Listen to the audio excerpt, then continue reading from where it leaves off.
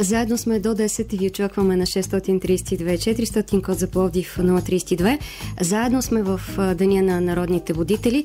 Само след малко ще си говорим и за това. А сега мисля да цитирам още веднъж онзи Дейвид Брукс, журналист и писател, за който ви споменах преди малко, който говори за някои наши социални умения, за да имаме успех и ние, и обществото, в което живеем. А именно едното от тези умения е умението за пазене на равновесие, способността да имаш спокойствието да разчиташ предразсъдъците и провалите на своя ум.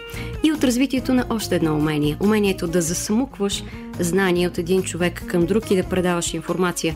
Мисля, че нещо подобно се е случило на 13 декември 1922 година. Тогава 19-то обикновено народно събрание приема закон за допълнение на закона за празниците и в празничния ни календар се появява 1 ноември, Деня на народните будители.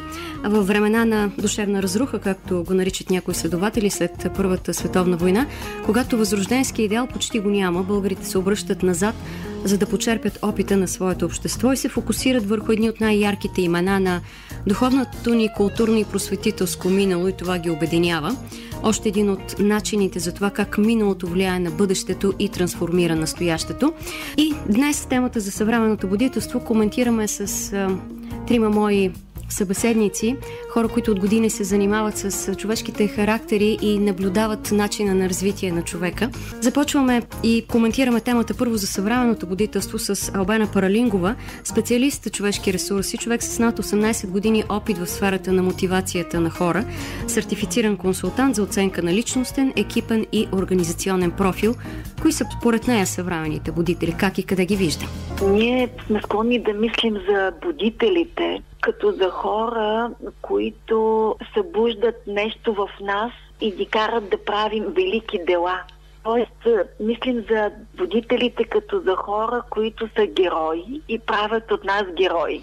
А всъщност за мен будителите са хора, които ни карат да си спомним кои сме ние и какво сме искали да правим и какви сме искали да бъдем, за какво сме мечтаели и поради много причини сме се отдалечили, забравяйки това.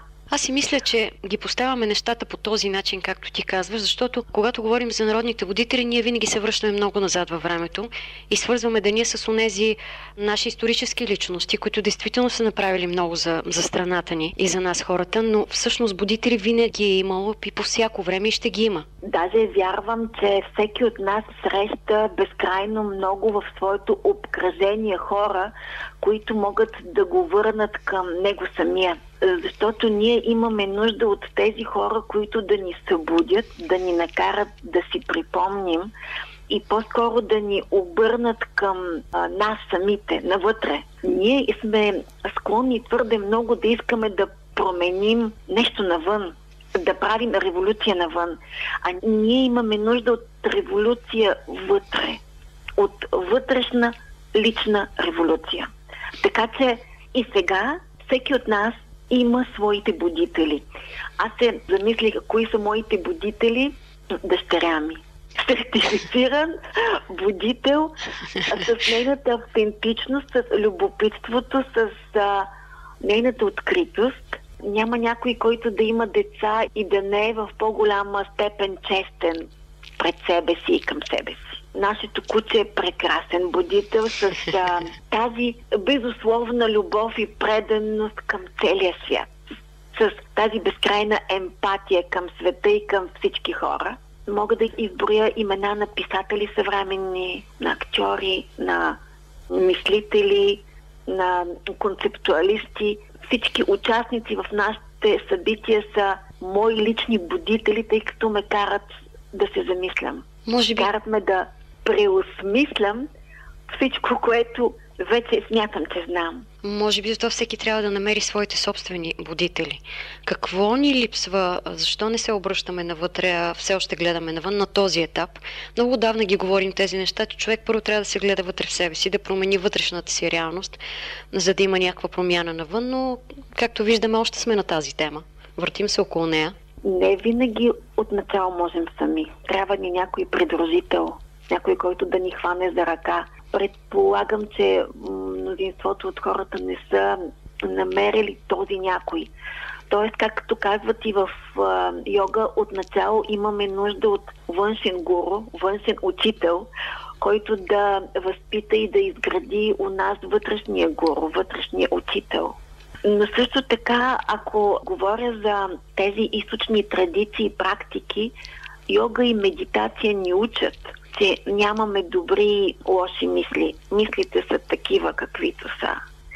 И когато започнем да практикуваме това, според мен разбираме, че няма добри и лоши събития в живота ни. Всяко събитие идва, за да ни каже нещо за нас самите.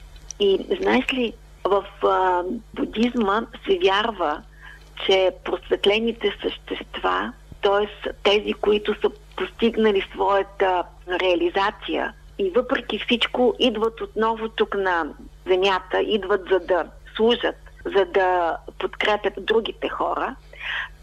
Тези просветлени същества, всъщност будите, възприемат света като изключително хармоничен. Нищо в това, което се случва, не може да активира семето на гняв, нетърпимост и така нататък, просто защото те са се справили с тези семена, те са ги решили. Ние имаме нужда от идентифициране на такива будители, които да ни помогнат навътре, в работата навътре. Всъщност будителя е този, който ни активира към действия. Дали ще са вътрешни действия или външни, но да правим нещо, да вършим.